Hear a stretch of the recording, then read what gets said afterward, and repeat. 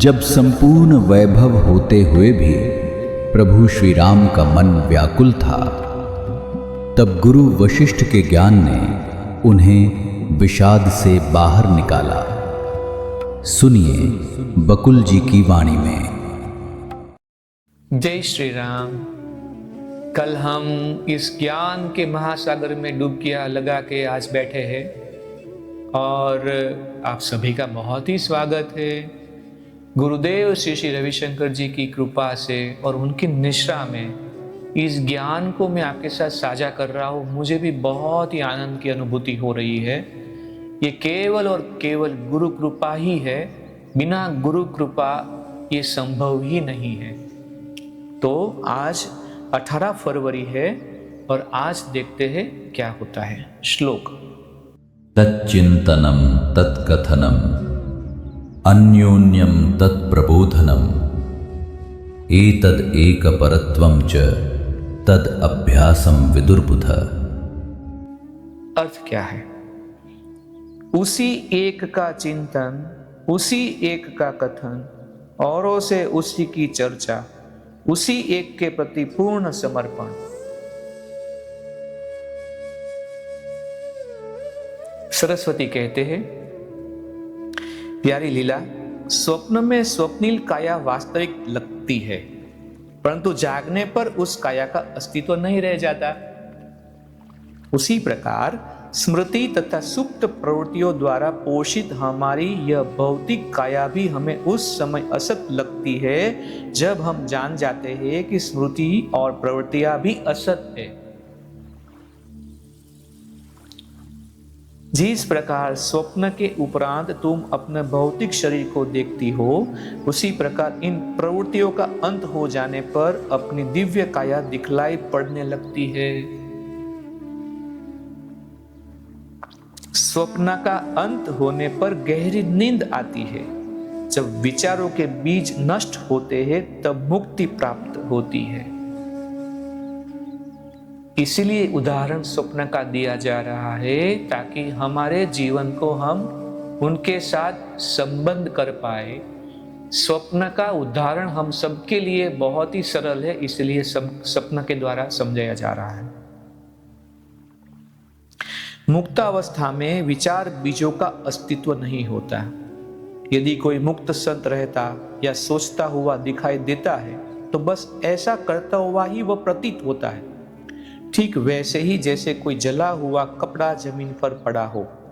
यह न गहरी नींद के समान है न बेहोशी के समान ही। इन दोनों में विचार बीज छिपे हैं। किसमें? गहरी नींद में भी और बेहोशी में भी विचार बीज छुपे, लेकिन यह भी नहीं है।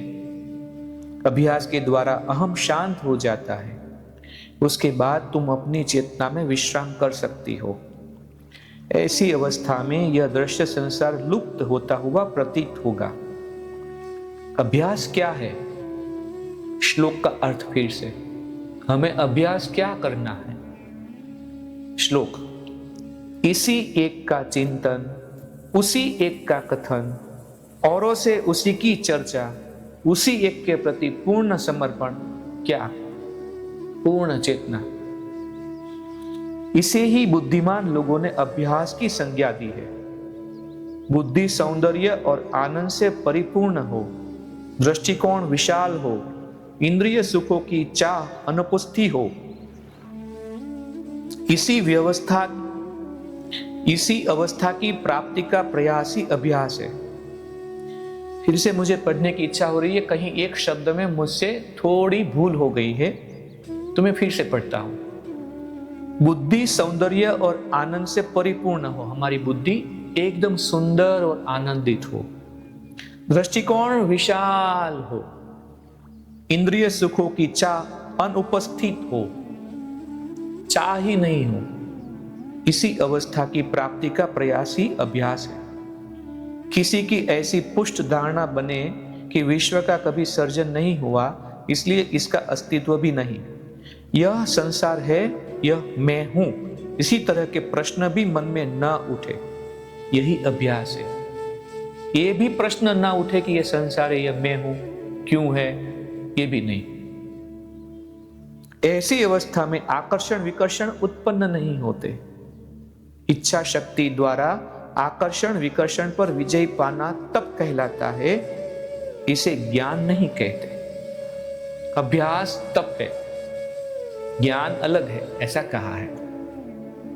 इस समय तक परछाइयां फैलने लगी, अब सूरज डूबने को है, तो डूबते समय क्या परछाइयां बहुत लंबी हो जाती है ना, तो बोले कि परछाइयां फैलने लगी, सभा विसर्जित हुई।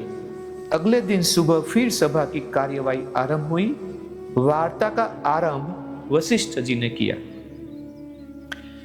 अब वापस हम राम के राज दरबार में आते हैं। हे राम, फिर तत्काल देवी सरस्वती और रानी गहरे ध्यान में बैठ गई। उनकी निर्विकल्प समाधि लगी। वे दोनों शारीरिक चेतना से ऊपर उठी। उन दोनों ने संसार संबंधी सभी धारणाओं का त्याग किया था, इसलिए वे पूर्णतः उनकी चेतना से लुप्त हो चुकी थी। वे दोनों अपनी ज्ञान काया में विचरण करने लगी, नया ही कोई एक स्वरूप। यद्यपि ऐसा लगता था कि उन्होंने हजारों मील की आकाश में यात्रा संपन्न की है, परंतु वे अब भी उसी अपने कमरे में बैठी थी। सूक्ष्म चेतना में स्थित होके हजारों मील की यात्रा कर चुके, अनंत तक की, बैठे हैं तो अभी कमरे में ही।